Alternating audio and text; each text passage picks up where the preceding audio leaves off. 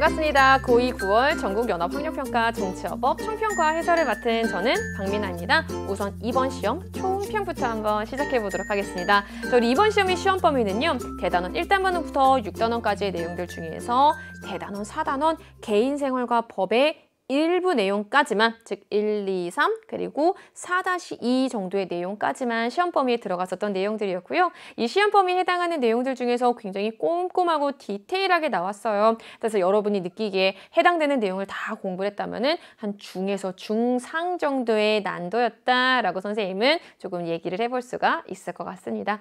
자, 이제 선생님 이렇게도 한번 얘기를 해볼 수가 있을 것 같아요. 다른 방면으로 얘기를 해보도록 하겠습니다. 이번 시험은요. 정치어법 지필평가 를 준비하기에 참 좋은 문제들이었습니다. 왜? 앞에서도 살짝 설명했습니다. 시험 범위에 해당하는 내용들을요. 꼼꼼하게 정리했습니다.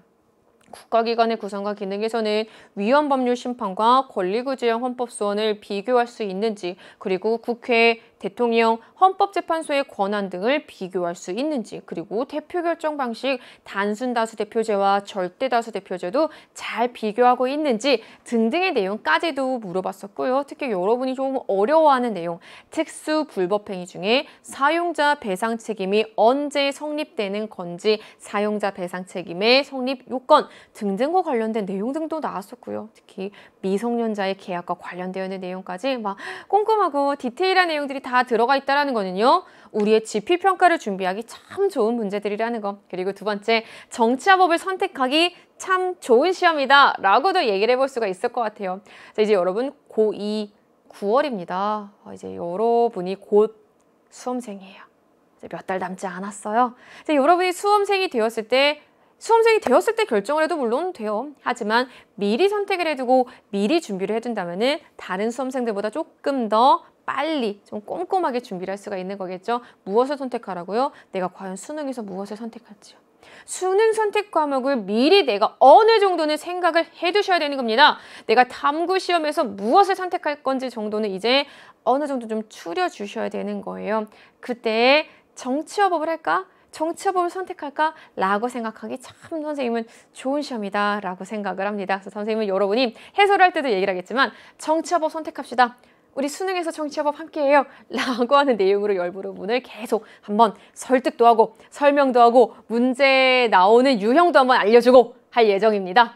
자, 우리 킬러 문항이라고 할 수 있는 내용들 한번 정리해봤습니다. 11번, 12번, 14번 공교롭게 3면에서 조금 많이 나왔습니다. 특수불법행위와 관련되어 있는 내용, 그리고 미성년자의 계약과 관련된 내용 등등이 여러분에게 조금 어려울 수 있었어요. 특히 우리 미성년자의 계약 같은 경우에는요. 실제 대학 수학능력시험에서도 매우 난도가 높게 나오는 여러분의 법적 사고력을 요구하는 문제이기 때문에 이번 시험부터 무효는 무엇인지, 취소는 무엇인지, 그리고 취소권 행사는 누가 할 수 있는지 등등을 좀 꼼꼼하게 정리를 해두셨으면 좋겠습니다. 특히 우리 마지막 20번 문제를 보고 조금 당황했을 수도 있어요. 이게 뭐야?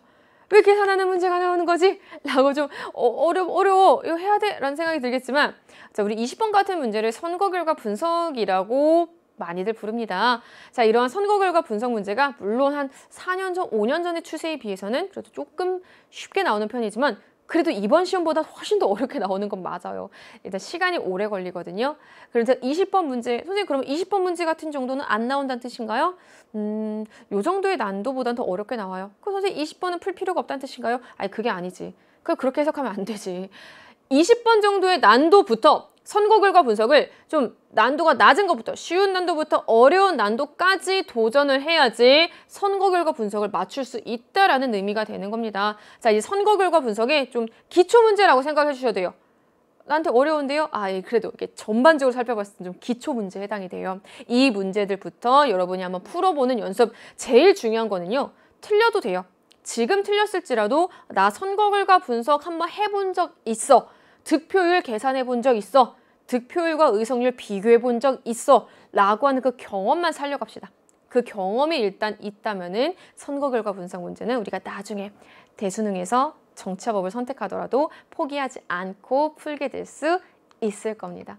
자, 이제 우리에게 남아있는 과제 마지막으로 설명해드리고 이제 해설 넘어가 보도록 하겠습니다. 우리 정치화법 공부한 내용, 학교에서 배운 내용이 어떻게 응용되는지를 한번 확인해 봅시다. 내가 교과서를 통해서 배웠던 내용들, 학습지, 교재를 통해서 온라인 수업 시간에 배웠던 내용들이 어떻게 응용되는지를 한번 이번 시험을 통해서 한번 꼭 확인해 보시고요. 특히 맞춤 문제는 틀린 선지까지, 틀린 문제라면 당연히 내가 왜 틀렸는지, 안 배워서 그런 건지, 배웠는데 헷갈린 건지, 어려웠는지 꼼꼼하게 찾아서 내 것으로 만드는 시간 여러분이 꼭 가지셨으면 좋겠습니다.